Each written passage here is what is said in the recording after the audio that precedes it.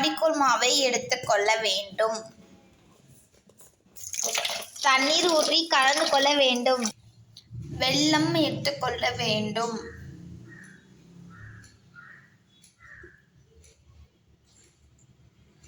தண்ணீர் ஊற்றி கலந்த பின் இப்படிதான் இருக்கும் ஆடிக்கூழ் மாவு. நாட்டுக்குடி நகரத்தார் சிற்றிய வீட்டில் ஆடிக்கூழ் என்பார்கள். ஒரு சில பேர் ஆடிக்கூழ் கும்மாயி என்பார்கள். நெய்யும் எடுத்துக்கொள்ள வேண்டும். இதற்போன்று கலந்து கொண்டு இருக்க வேண்டும். கிளறிக் கொண்டு இருக்க வேண்டும்.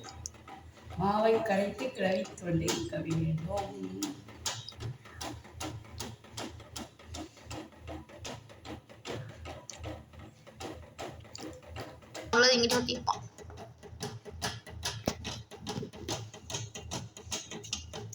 அப்படியே நெய் போட்டுக் கொள்ள வேண்டும்.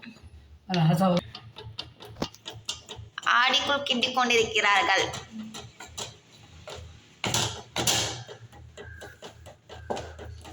நெய் போட வேண்டும்.